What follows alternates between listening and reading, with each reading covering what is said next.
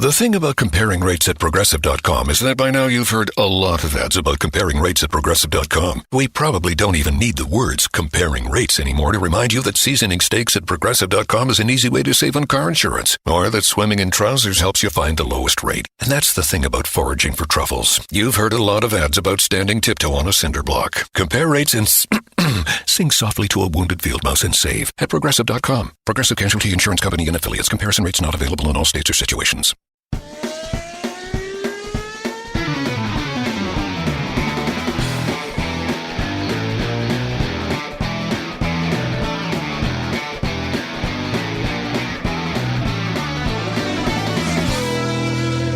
Hey guys, welcome to this episode of the Inside Line Formula One podcast. Welcome to the Inside Line F1 podcast, guys. It's good to be back. It's race week.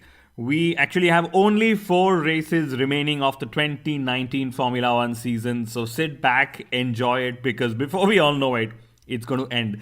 Can you imagine just 4 races remain? Like, time has just flown by. I know, right? Kunal, it's in moments like these that I wish we actually had 25 races in the calendar right this year. You know, Formula One's chasing Miami just so much to become one of those 25 races. And I'm pretty sure the other race promoters are absolutely in envy of the Miami Grand Prix, because without paying a single dollar, Miami has gotten more coverage than Bahrain, Russia, and maybe even China put together. I know, right? It seems like Formula One's literally hell-bent on having a second race in the USA.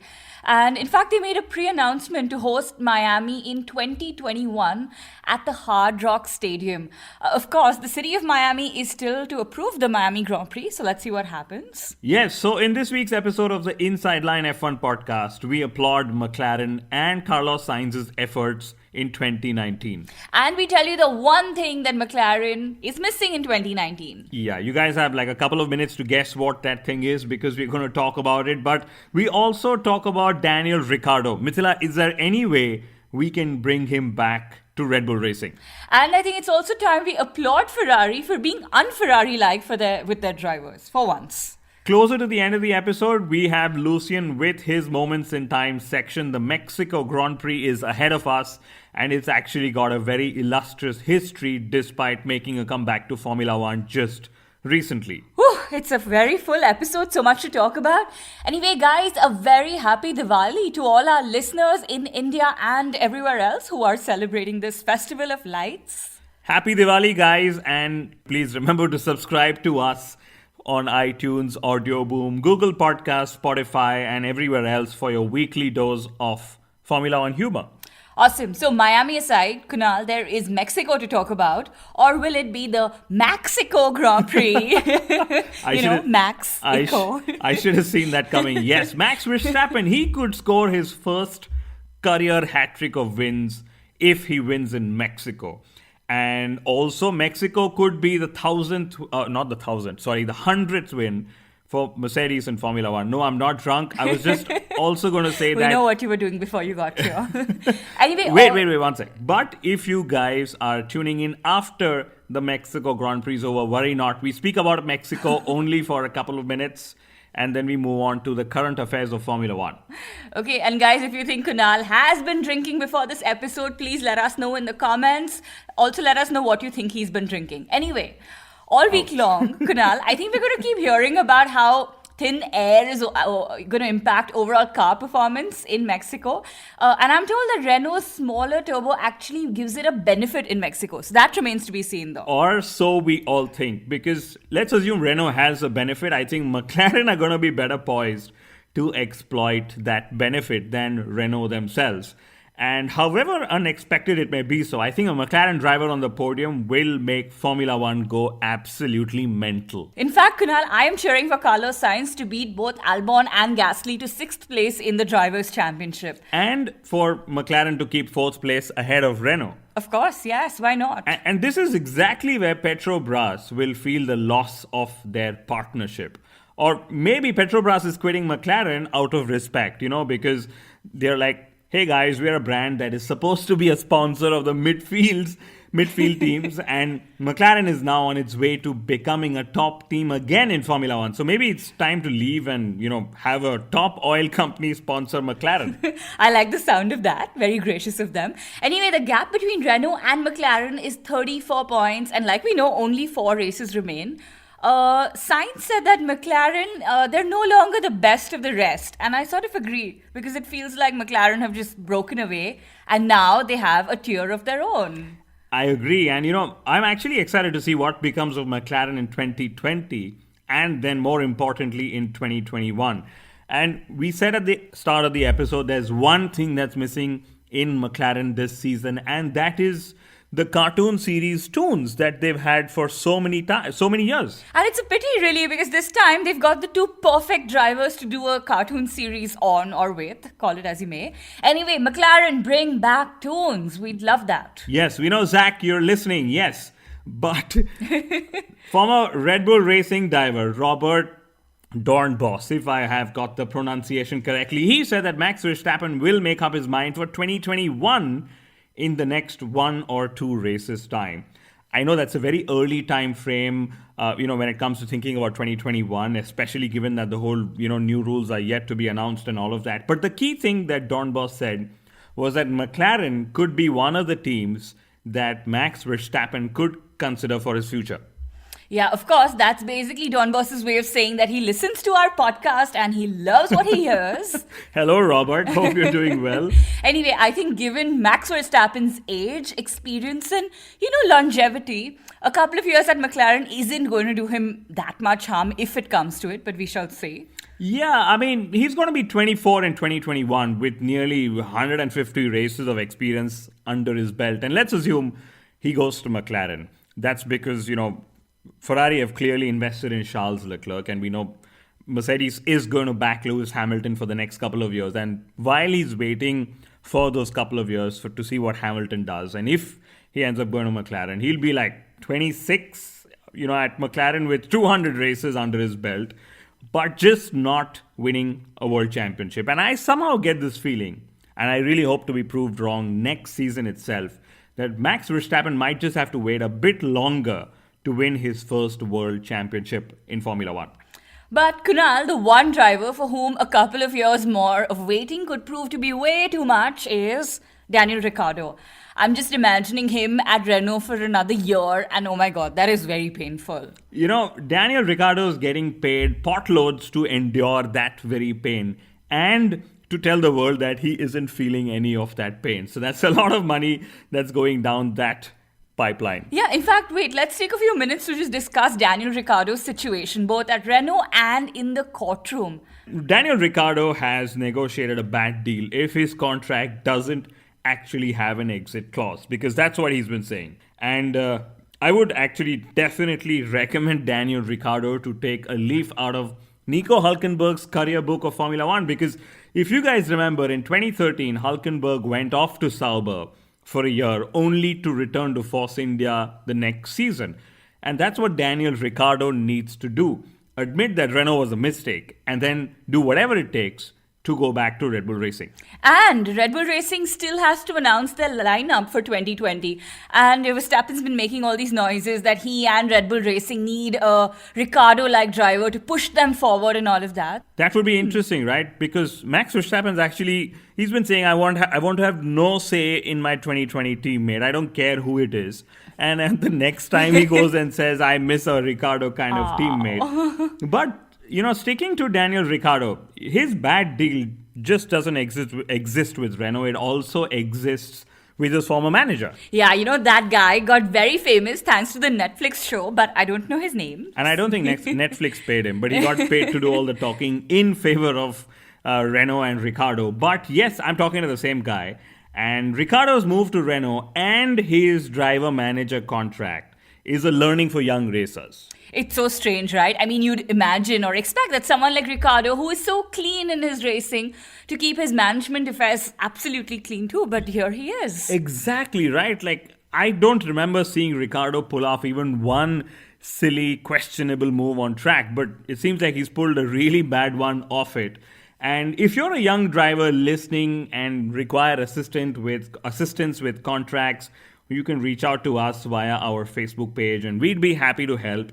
Of course, I'm not a lawyer, neither is Mithila, but I have experience from my time at the Force India Driver Academy a few years ago. In fact, Kunal, not just young drivers. I'm sure a lot of existing drivers are just pulling their contracts out and having a look at their contracts. Yes, so maybe Kimi Raikkonen is reading his contract for the first time ever. So if you are an existing driver, and we know a few of you guys listen to our podcast, you can write to us via Facebook as well. Yeah. Anyway, final points on Renault. So I think we're spending too much time on them already, but let's go quick. For all you know, they'll just leave Formula One at the end of next season.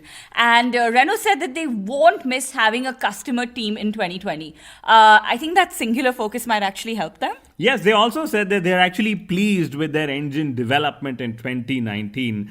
Now, for starters, I think Renault's misunderstood the importance of a customer team, since you brought that whole thing about how they're not going to miss one next season. And I just say this not only in terms of revenue, because they will, of course, miss out on 12, maybe 14 million euros for their power units, but also in terms of a competitive benchmark. I know, and this is exactly what Mclaren missed during their days with Honda, a competitive benchmark to look at. And finally, there is Renault's automatic brake bias system or unit or whatever it's actually called. No, Kunal, you have to give us the actual name. Cite it. Wait a This minute. is your test of Formula One. Okay, so I have actually written it down because it is extremely How sneaky of you. Of course, you never know when you're asked, right? So it's the preset lap distance dependent brake bias adjustment system. That's what it's Wow, called. that's a mouthful. I think Renault's trying the good old management mantra. When you can't convince them, just confuse the hell out of them.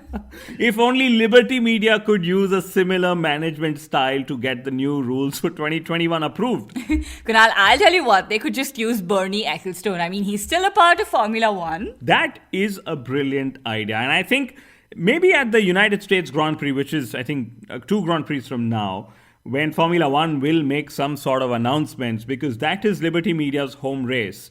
It's the best time for positive PR, and that's also where they are listed in the public exchange. That is a very good point. Anyway, on to the next point. So, Kunal, let's talk about this. Who will go where in the Red Bull Racing family?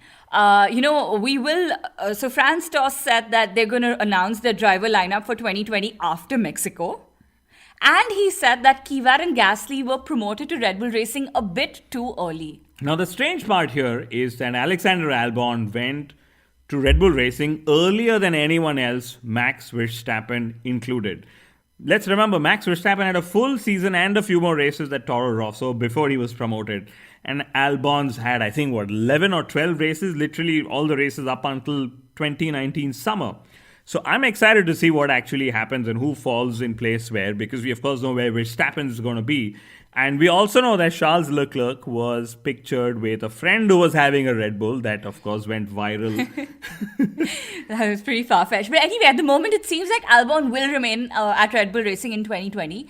And Kunal, this reminds me. So, Jacques Villeneuve said that Danny Kvyat will never be promoted to Red Bull Racing. And I think the same could apply for Pierre Gasly as well. I mean, Jacques Villeneuve is going to say it at some point of time, in the next couple of races. We are just anticipating what he's going to say, because I really doubt Red Bull Racing are going to take either of the 2 drivers back into Red Bull Racing unless Max Verstappen goes somewhere. But even in that case, I don't know. I really hope that Kvyat and Gasly are able to find themselves cockpits elsewhere in Formula One. Honestly, and luckily for them, at the moment at least, there are no younger drivers in the Red Bull Racing program ready for Formula One. Yeah, that's true, right? Yeah. Patricia O'Ward was just dropped a couple of days before we started recording this episode. But I am now reminded of the great Nico Rosberg, Formula One's most famous YouTuber. Just because I spoke of Jacques Villeneuve. That was a bit of a clue or a cue for me. But yes, Rosberg was filming an ad or something to that effect for Ferrari. At least that's what the crazy social media fans want us to believe. Yeah, and I wonder what's so crazy about it, because Nico Rosberg is not coming back to Formula One, either with Ferrari or with Mercedes. He's not Fernando Alonso. He's not even talking about coming back. But that is true, right? But maybe Ferrari values the publicity they receive on Rosberg's YouTube channel more than Mercedes. That's a possibility.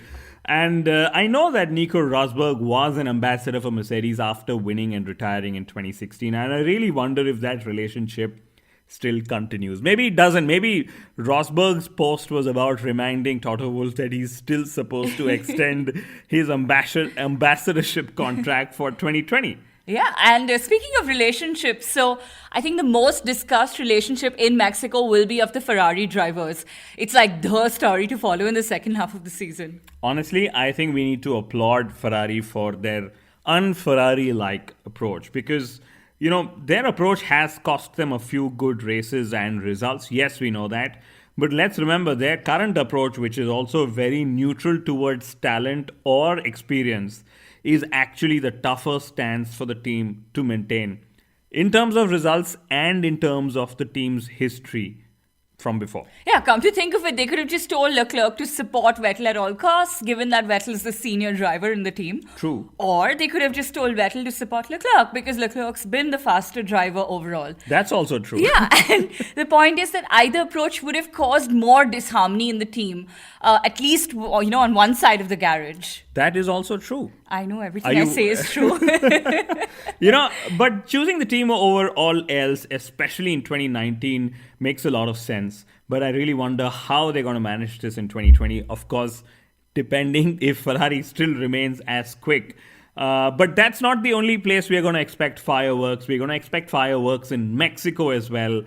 Although no one really expects the thin air to actually work, you know, in favor of Ferrari's package. We've been reading all sorts of theories of how Ferrari is not going to do well, especially in terms of the higher tire wear that they could face. And then when they do, it'll be like they pulled a victory out of thin air. Anyway, I echo Mattia Binotto's sentiments about not converting poles to wins. Yeah, and Mercedes, on the other hand, have a strong overall package, but Mexico hasn't really favored them in the past either. Yeah, they've actually labeled Mexico as their worst race of the year. But yeah, let's not forget, because there's still a Drivers' Championship being fought in the Mercedes garages. It is still Valtteri Bottas versus Lewis Hamilton. And now I know that there are a lot of permutations and combinations out there about who needs to do what and all of that and who needs to finish where, but I've actually looked at none because it's just unnecessarily complicated. Because at the end of the day, Lewis Hamilton's going to win the World Drivers' Championship either in Mexico or some race till Abu Dhabi. So I'd rather focus my energies on all the other affairs that are happening in the paddock. Good point. And in Mexico specifically, Hamilton needs to outscore Bottas by 14 points to win the title in Mexico. And that's it. That's the one thing that our listeners need to remember. Forget everything. If Hamilton is 14 points ahead, he's going to be world champion. And if he does win the title in Mexico, now this is interesting, he's going to be winning it for the third year in running at Mexico. Pretty exciting. For all his love of the USA, he ends up winning it in Mexico. But, you know, I wonder if delaying Hamilton's title by even one race would actually be considered as progress by Valtteri Bottas. That's a really good point, yeah. Speaking Thanks. of Hamilton, he's asked Mercedes for more power and less drag in 2020. Basically, Hamilton's asked Mercedes to give him a Ferrari to race in 2020. That's how it sounds like. And I'm pretty sure Sebastian Vettel's asked Ferrari for a Mercedes. So, you know, the grass is always greener on the other side. As the car is always And the only one who has a Ferrari in all of this is Nico Rosberg. Anyway, as we look forward to Mexico, guys, here is Lucian with his Moments in Time section. Welcome to Moments in Time on the Inside Line with Lucian Byfield. Today, we shall look back on the history of the Mexican Grand Prix. The track has seen changes over the years, notably with the removal of the notorious Peraltata corner that gave us some amazing footage. Think of Nigel Mansell taking Berger around the outside in 1990, or Senna crashing and ending up upside down in 91.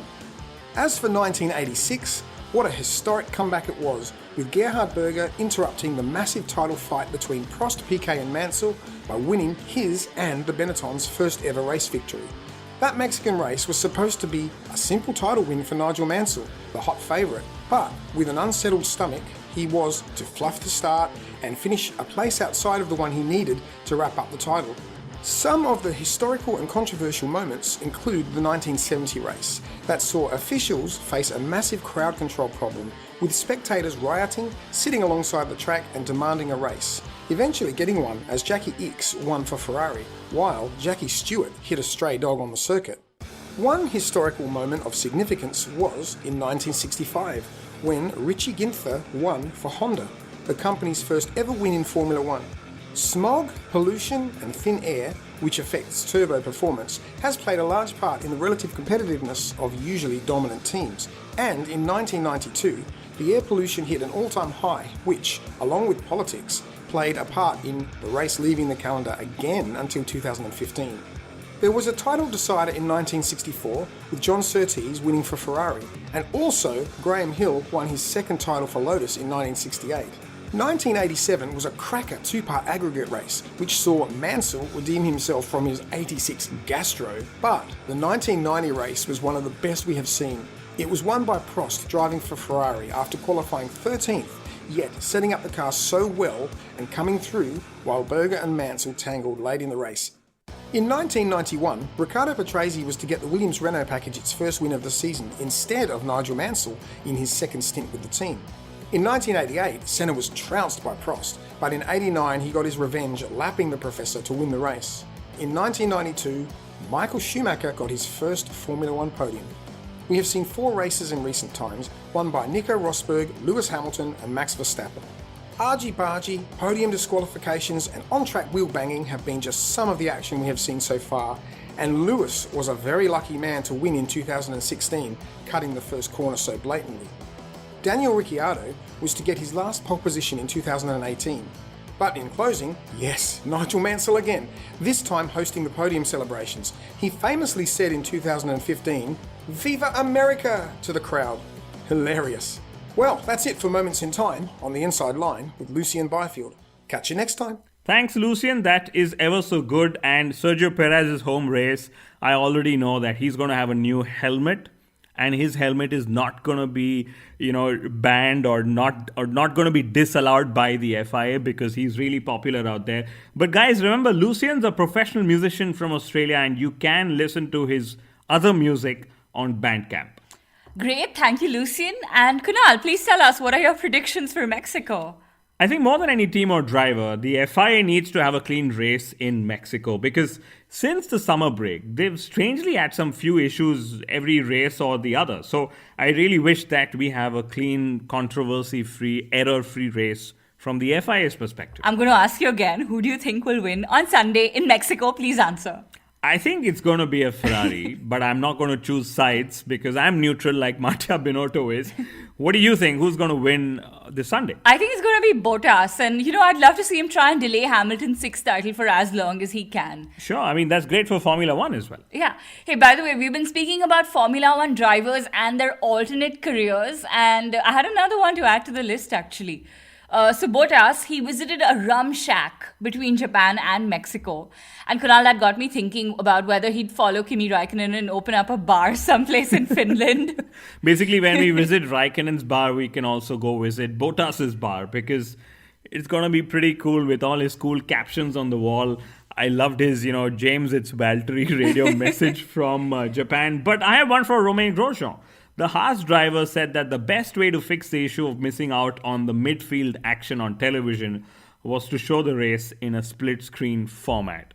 But no, I don't think that is Romain Grosjean's best alternate career to being a Formula One driver. I think being a chef still just overpowers him being a television producer for Formula One races. Yeah, it feels like Damon Hill has been following our podcast of alternate careers also. And that's why he's been saying that Formula One drivers should be given more responsibility by their teams, blah, blah, blah. Yeah, I mean, that was a nice statement of his to make. And I hope no drivers have actually read that statement because, right now we already see drivers interfering or asking about team strategy. And I don't know what next it could be.